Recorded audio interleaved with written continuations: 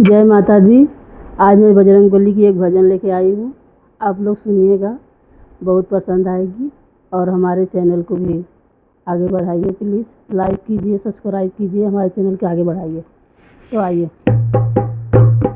लंका में धूम मचाई दियो रे अंजनी के ललनवा, लंका में धूम मचाई दियो रे अंजनी के ललनवा। उड़ी उड़ी बैठे समुंदर के तीरवा, उड़ उड़ी बैठे समुंदर के तीरवा। समुंदर में पुल बनाई दियो रे अंजनी के ललनवा, समुंदर में पुल बनाई दियो रे अंजनी के ललनवा। समुंदर में पुल बनाई दियो रे अंजनी के ललनवा, लंका में धूम मचाई दियो रे अंजनी के ललनवा।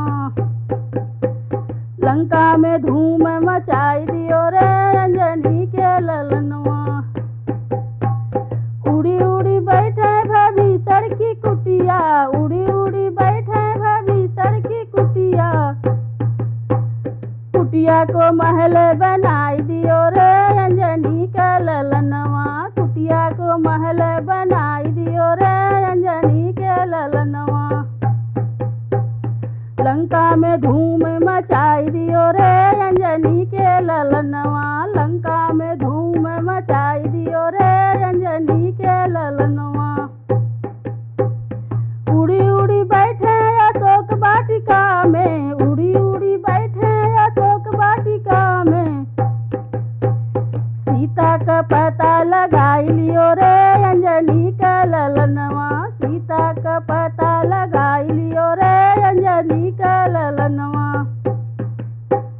लंका में धूम मचाई दिया रे अंजनी का ललनवा, लंका में धूम मचाई दिया रे अंजनी का ललनवा।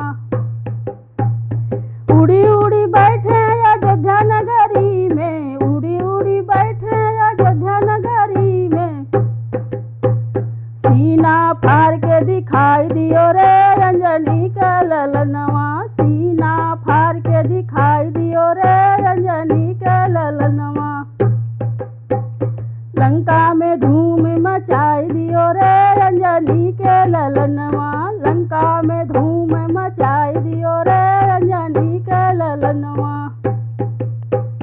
उड़ी उड़ी बैठे सोने की लंका, उड़ी उड़ी बैठे सोने का लंका।